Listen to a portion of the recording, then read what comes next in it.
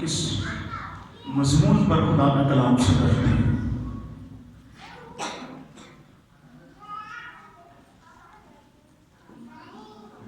جی،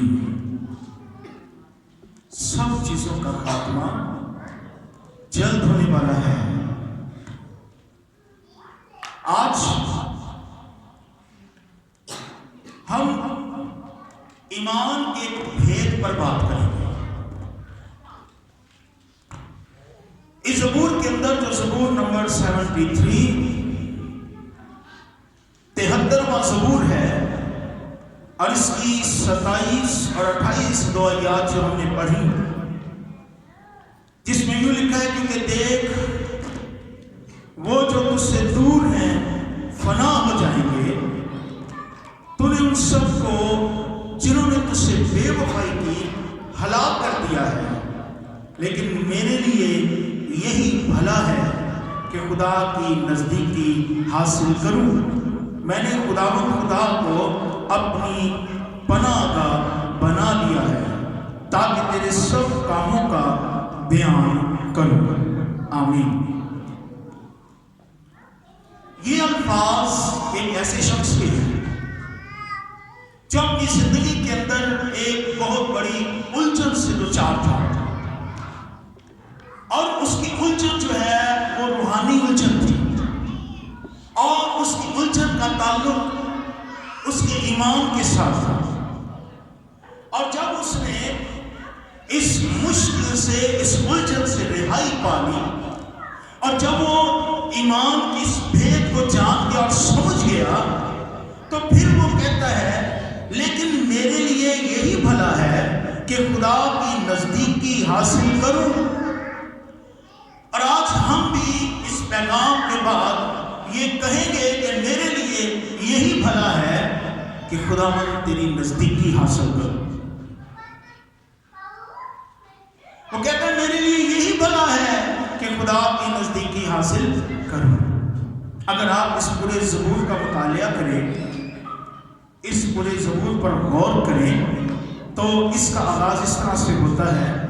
وہ کہتا ہے پہلے باب کی پہلی آیت میں، 73 باب پہلی اور دوسری آیت میں وہ کہتے ہیں بے شک خدا اسرائیل پر یعنی پاک دلوں پر مہربان ہے،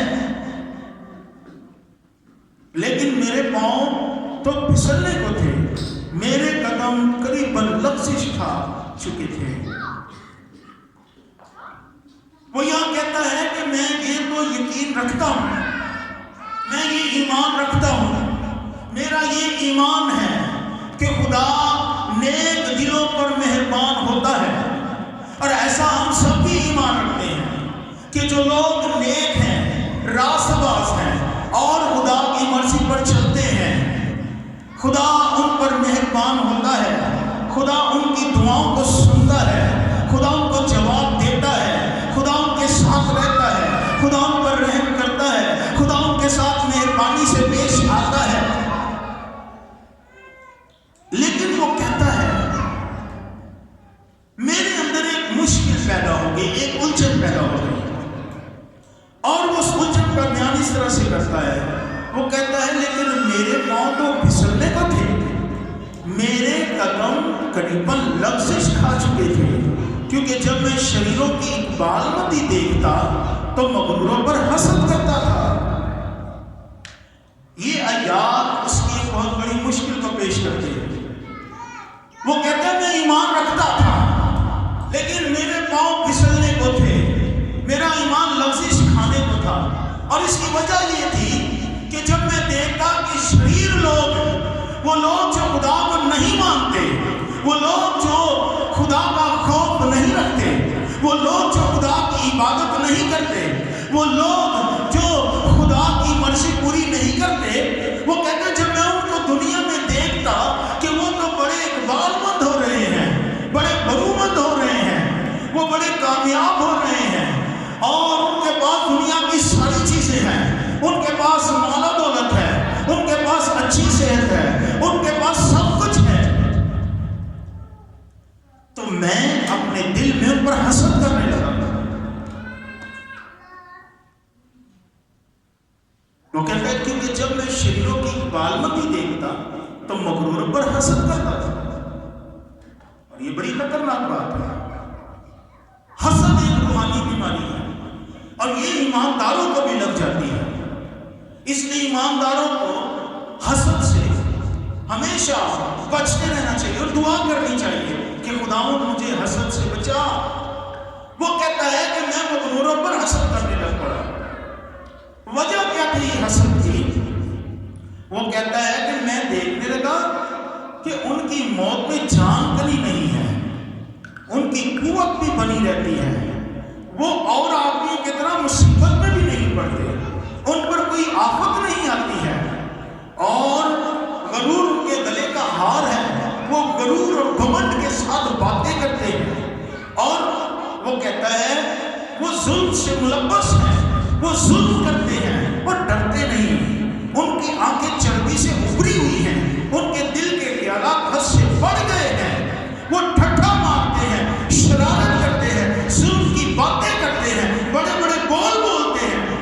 اور وہ کہتا ہے ان کے منہ آسمان پر ہیں, یعنی وہ خدا کے بارے میں بھی کفر بکتے ہیں, خدا کے بارے میں بھی بری باتیں کہتے ہیں. وہ کہتا ہے جب میں ان لوگوں کو دیکھنے لگا, ان پر میں نے نگاہ کی تو میں ان پر رشک کرنے لگا کہ انہیں کوئی کچھ نہیں کہتا, انہیں خدا بھی کچھ نہیں کہتا, اور یہ بڑھتے ہی جا رہے ہیں.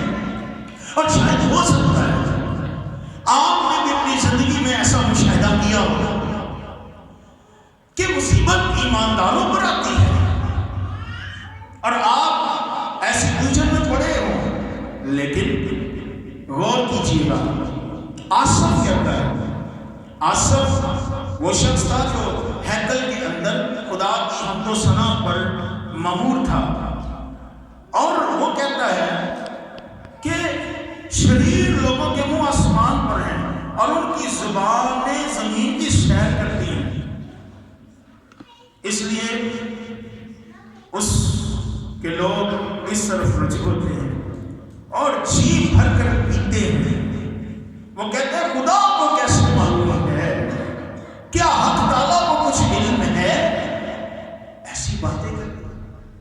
وہ کہتے ہیں جب میں ایسے لوگوں کو دیکھتا ہوں, ان کی کامیابیوں کو دیکھتا ہوں, ان کی دولت کو دیکھتا ہوں, ان کے گھمنڈ کو دیکھتا ہوں, ان کے ارادوں کو دیکھتا ہوں, ان کے خیالوں کو دیکھتا ہوں, اور جب یہ بھی دیکھتا ہوں کہ وہ خدائے قادر مطلق کے بارے میں بھی کہتے ہیں کہ خدا کو کیسے معلوم ہے, کیا حق تعالیٰ کو کچھ علم ہے.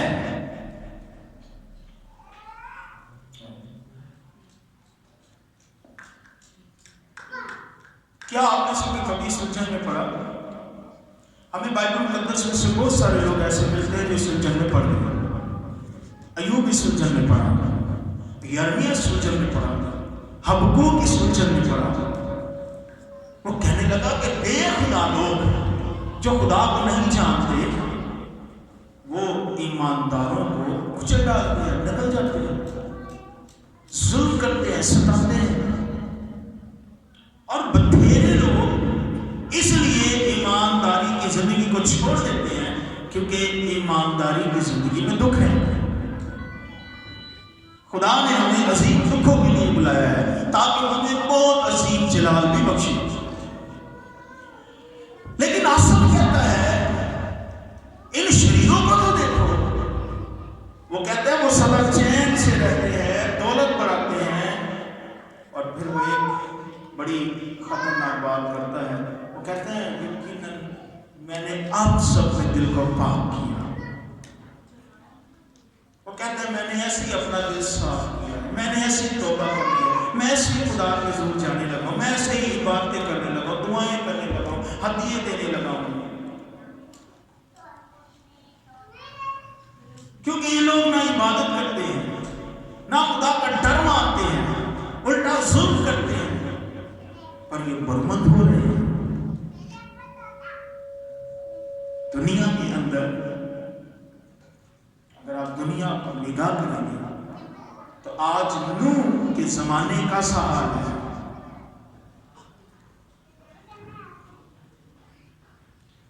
لیکن وہ اپنی الجھن کے بارے میں کہتا ہے میں نے اپنے دل کو صاف کیا, परेशानियों को पार किया।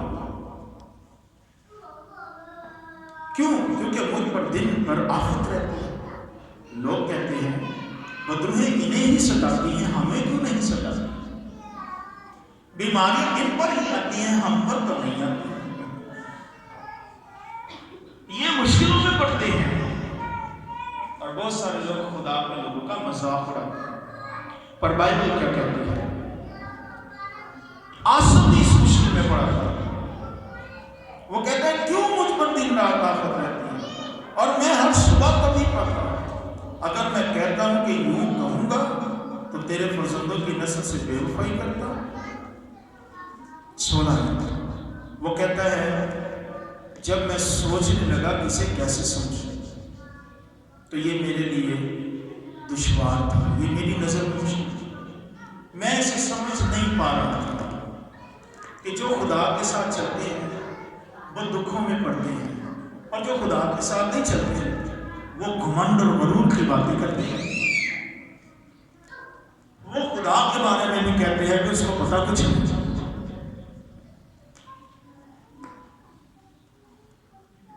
वो कहता है मैं जब इसको समझने के लिए सोचने लगा तो ये मेरे लिए मुश्किल था। लेकिन वो कहते हैं फिर मैं खुदा के हुजूर गया, मैं खुदा के मक़दस में जाकर गौर करने लगा तो खुदा ने मुझ पर ये भेद खोला, ईमान का ये भेद कि तू किसी दूसरे को देखकर हसद ना कर, तू किसी दूसरे को देखकर लफ्ज़िश ना खा, तू किसी दूसरे को देखकर कि वो मुझे नहीं मानता फिर भी कामयाब है, तू परेशान ना हो। तो हकीकत को जान, सच्चाई को जान। और सच्चाई क्या है?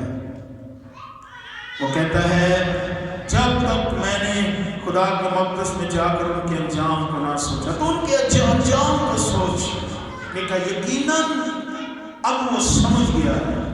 वो कहता है यकीनन तूने उनको फिसलती जगह में रखा। कैसी जगह में रखा है? फिसलती जगह।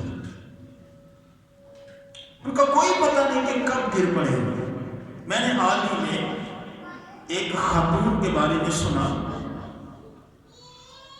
उसने एक बहुत बड़ा घर बनाया, इतना बड़ा घर कि उसके अंदर स्विमिंग पूल और हर तरह की आसाइश, एक बहुत बड़ा घर जिसमें सारी चीजें थी। उसने उसको तैयार किया और उसमें रहना चाहती थी। वो बड़ी दौलतमंद औरत थी, उसके पास किसी चीज की कमी नहीं थी। उसने वो घर तामीर कर लिया लेकिन वहां रह ना सकी, क्योंकि 3-4 महीनों में जब वो वहां जाकर रहना चाहती थी, शिफ्ट होना चाहती थी, वो बीमार हुई और मर गई। वो उस घर में दाखिल ना हो सका। फिर हम देखते हैं गरीब लाजर और उस अमीर आदमी, उस अमीर आदमी को भी खुदा का कोई खौफ डर नहीं था। वो अमीर आदमी अपनी मर्जी से जिंदगी गुजारता है, उसको गरीबों की भी कोई परवाह नहीं थी, उसको लाजर की कोई परवाह नहीं थी। वो अपनी दौलत और ऐशो इशरत में मगन था। और बाइबल कहती है जब दोनों मर गए अंजाम क्या हुआ? लाजर का अंजाम क्या हुआ और अमीर आदमी का अंजाम क्या हुआ? बाइबल कहती है लाजर खुदा के हुजूर में तसल्ली पा रहा है, लेकिन अमीर आदमी आलम रुबा में अज़ाब में मुब्तला है। आसम कहता है जब मैंने ऐसे शरीरों के अंजाम पर गौर किया, उन पर सोचने लगा तो मुझे खुदा ने समझ दी कि खुदा ने फिसलती जगह में रखा है। खुदा उन्हें हलाकत की तरफ धकेल देता है।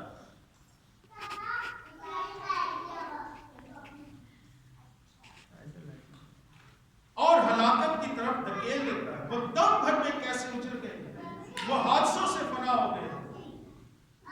जैसे जाग उठने वाला ख्वाब को वैसे ही तू है खुदावंद, जाकर उनकी सूरत को ना छीन जाएगा। वो कहता है मेरा दिल बहुत परेशान हुआ था इस वक्त से, मेरा दिल छिप गया था, لیکن پھر وہ نتیجہ نکالتا ہے، وہ ایمان کی بھید کو سمجھ جاتا ہے اور وہ پریشان ہونا چھوڑ دیتا ہے، وہ چھوڑ دیتا ہے اس ساری ٹینشن اور پریشانی کو، اس سارے حسد کو، اور وہ کچھ اور سوچتا ہے جو زیادہ بہتر ہے۔ وہ کیا کرتا ہے؟ کچھ اور سوچتا ہے جو زیادہ بہتر ہے۔ اور کیا زیادہ بہتر ہے؟ آیت پڑھیں گے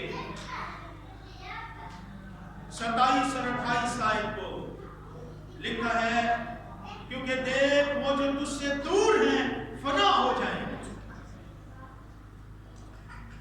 اور جو خدا سے دور ہیں وہ یہ نہ سمجھے کہ ان کا بھلا ہو سکتا ہے۔ لکھا ہے جو خدا سے دور ہیں وہ فنا ہو جائیں گے۔ تو نے ان سب کو جنہوں نے تجھ سے بے وفائی کی ہلاک کر دیا، لیکن میرے لیے یہی بھلا ہے کہ خدا کی نزدیکی حاصل کرو۔ وہ اس بھید کو جان جاتا ہے۔ بھید یہ ہے کہ خواہ میری صحت اچھی ہو یا نہ ہو، خواہ میرے پاس مال و دولت ہو یا نہ ہو، خواہ میرے پاس دنیا کی چیزیں ہوں یا نہ ہو، کوئی بات نہیں، اس کوئی مسئلہ نہیں۔ میرے پاس گھر دولت گاڑی کچھ ہو یا نہ ہو، کوئی بات نہیں، میرے لیے یہی بھلا ہے کہ خداوند کی نزدیکی حاصل کرے۔ انسان اس خدا کو چھوڑ دیتا ہے جس نے اسے پیدا کیا اور اس دنیا میں رکھا ہے اور جو ساری چیزیں پرووائڈ کر سکتا ہے، لیکن انسان اس خدا کو چھوڑ کر خود وہ ساری چیزیں اپنی طاقت اور صلاحیت کے بلبوتے پر حاصل کرنا چاہتا ہے، اور یہ انسان کی بہت بڑی غلطی ہے۔ ہر ایک شخص کے لیے، مرد اور عورت کے لیے سب سے بھلا یہ ہے کہ وہ خدا کی نزدیکی حاصل کرے، وہ خدا کی قربت حاصل کرے۔ سلیمان وائس اپنی کتاب کے اندر اس بات کا نچوڑ اور خلاصہ پیش کرتا ہے۔ وہ کہتا ہے دنیا کی کسی چیز کے اندر انسان کی بھلائی نہیں۔ شاید یہ بات سمجھنے کے لیے مشکل ہو، لیکن اس نے مشاہدہ کیا۔ وہ کہتا ہے میں نے دنیا کی ساری چیزوں کو دیکھا اور آزمایا، اور پھر وہ کہتا ہے باطل ہی باطل، باس کا ایسا کچھ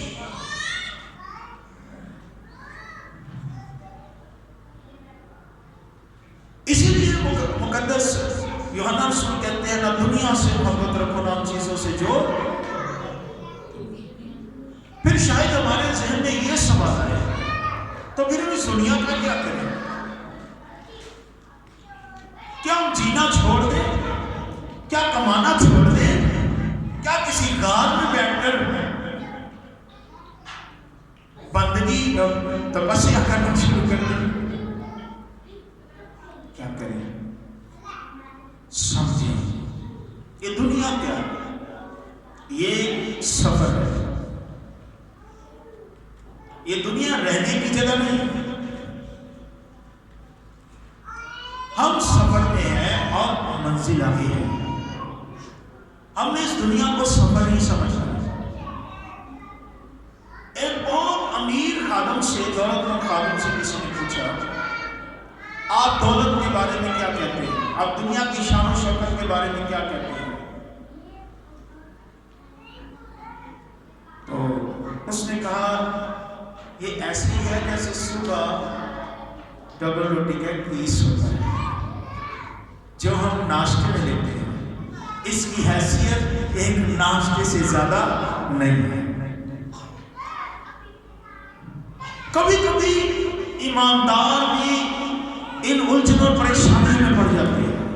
وہ سوچتے ہیں میرے پاس یہ بھی ہو، میرے پاس وہ بھی ہو، میرے پاس یہ بھی ہو، اور اس وقت سے وہ ایمان میں کمزور ہو جاتے ہیں اور ان کا ایمان خطرے میں پڑ جاتا ہے۔ یہ ساری چیزیں خدا دینے کی قدرت رکھتا ہے، آمین۔ اس لیے ہمیں ساری چیزوں کو کے لیے نہیں، ہمیں اس کی حضوری کو، اس کو اور اس کی نزدیکی کو حاصل کرنے کی ضرورت ہے جو یہ ساری چیزوں کا مالک ہے۔ یسوع نے کہا تم پہلے اس کی راست بازی اور بادشاہی کی تلاش کرو تو دنیا کی چیزیں بھی تمہیں مل جائیں گی۔ تو کیا کرنا ہے؟ وہ کہتا ہے میرے لیے یہی بہتر ہے کہ خداوند کی نزدیکی حاصل کروں۔ سب سے پہلا کام ہمارے لیے یہ ہے کہ ہم خداوند کی نزدیکی کو حاصل کریں۔ مقدس یعقوب اپنے چوتھے باب کی 8 آیت میں کہتا ہے خدا کے نزدیک جاؤ تو وہ تمہارے نزدیک آئے گا۔ سب میرے پیچھے کہیں، خدا کے نزدیک جاؤ تو وہ تمہارے نزدیک آئے گا۔ آمین۔ لیکن اگر کوئی خدا سے دور ہے اور خدا کے نزدیک نہیں آتا، اس آیت کی روشنی میں یوں ہی ہمیں لگتا ہے کہ خدا اس کے نزدیک نہیں آئے، لیکن جیسے ہم ایک قدم بڑھاتے ہیں تو خدا 10 قدم بڑھاتا ہے۔ آمین۔ لیکن ضروری ہے کہ خدا کے نزدیک آئیں۔ خدا بنی اسرائیل سے ایک شکوہ کرتا ہے، لیکن عیسائی نبی کی کتاب اس کا 29واں باب اور اس کی 13 آیت۔ بعض دفعہ کچھ لوگ نزدیک آنا چاہتے ہیں لیکن انہیں خدا کے نزدیک آنے کا ڈھنگ نہیں آتا، طریقہ نہیں آتا۔ یشعیاہ